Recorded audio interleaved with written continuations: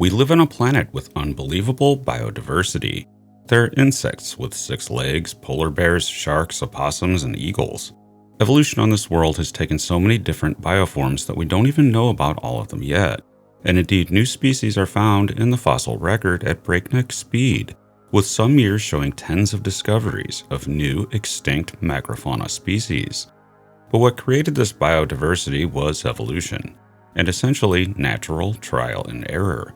But we also know that species tend to be adapted for their environmental conditions, and while Earth provides many different environments, it's also easy to envision environments that could exist on life-hosting exoplanets very different from Earth. A good example here would be life on a planet orbiting a red dwarf.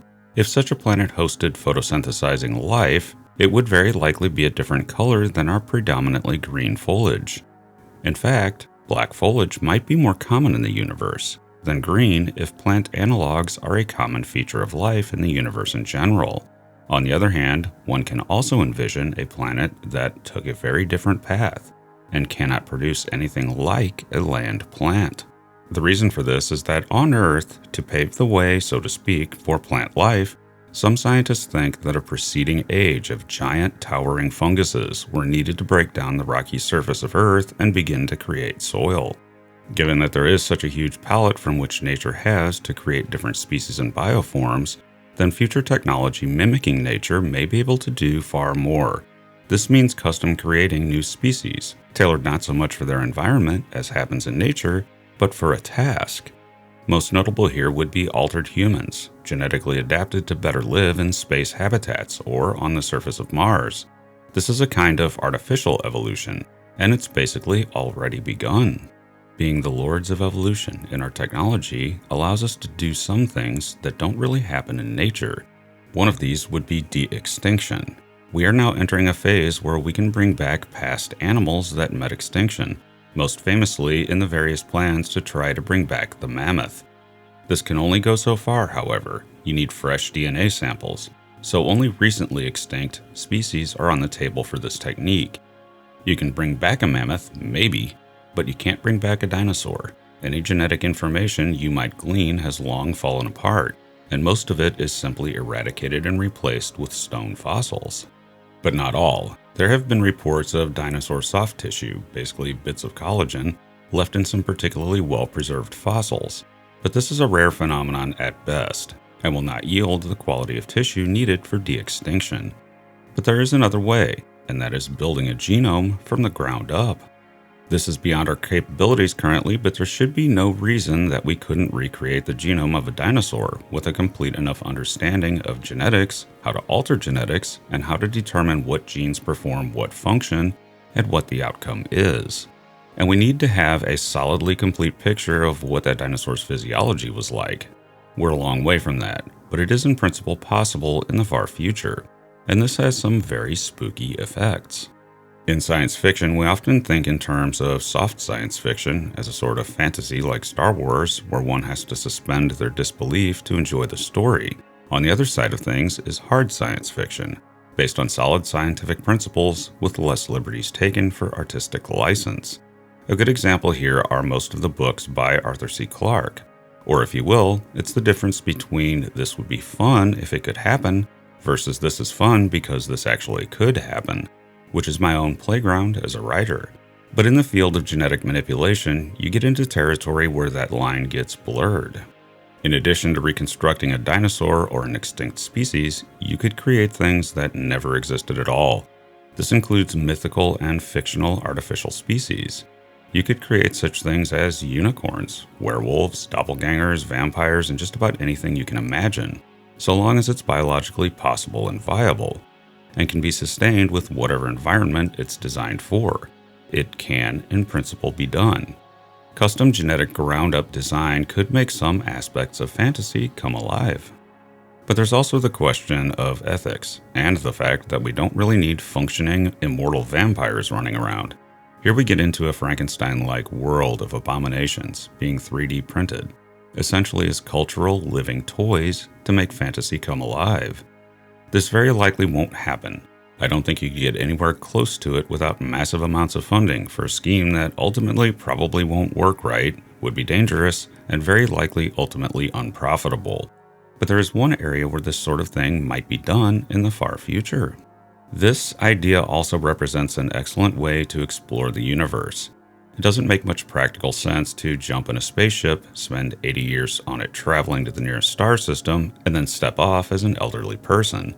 The vastness of the universe poses a huge challenge to humans that only live a finite amount of time.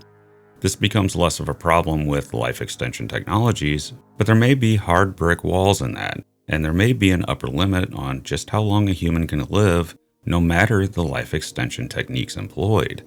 This is a particular problem with human lungs, but I'll save that for a future video. So space is vast, and it may be that only machines or very long-lived aliens ever try to cross it. But a 3D printer can, and given the raw materials, a ridiculously advanced von Neumann 3D printer could populate the galaxy and print out living examples of the aliens that sent them out. This could be done to colonize exoplanets, for example, or for interstellar diplomacy.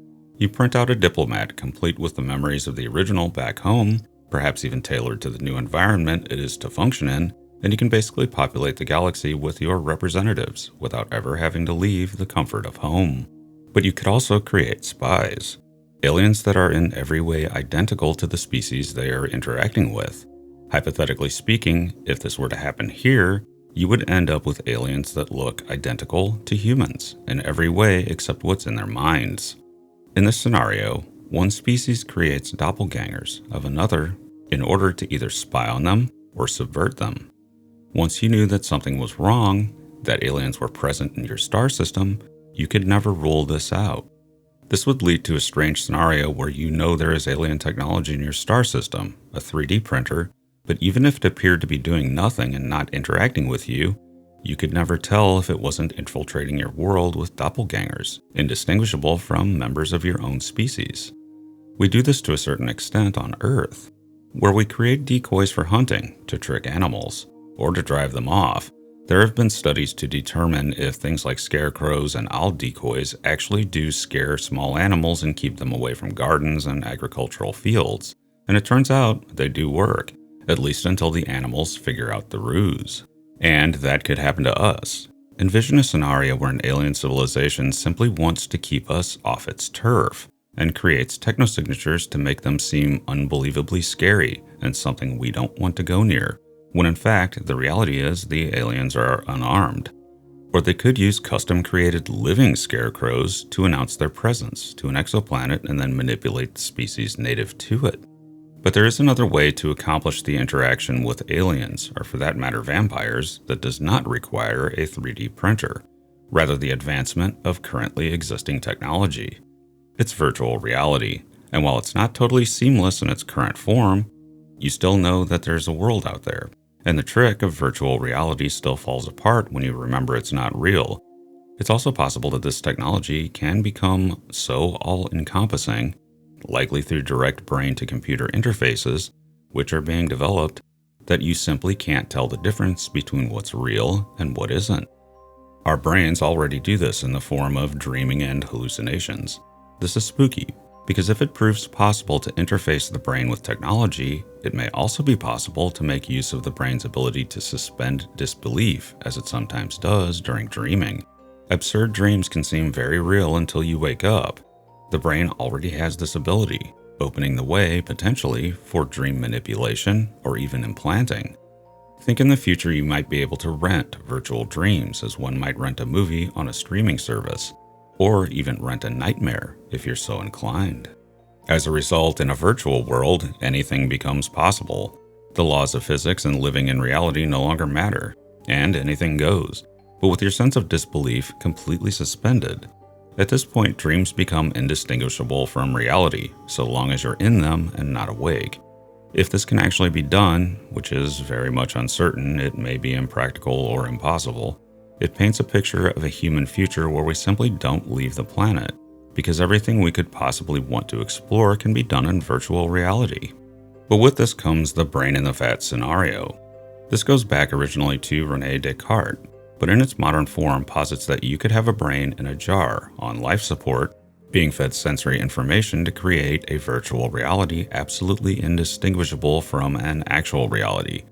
You can never say that you actually live in a real world, because the line between real and fake isn't distinguishable, especially if your brain has been in that vat from the moment you first became conscious. And this can be flipped around.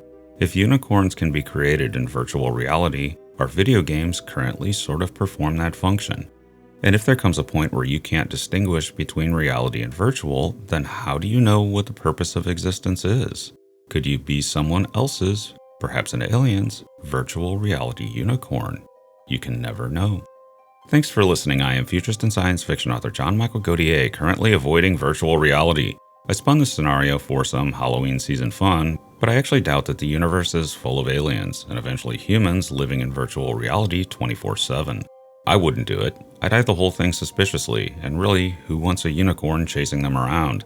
Not me. And be sure to check out my books at your favorite online book retailer and subscribe to my channels for regular in-depth explorations into the interesting, weird, and unknown aspects of this amazing universe in which we live.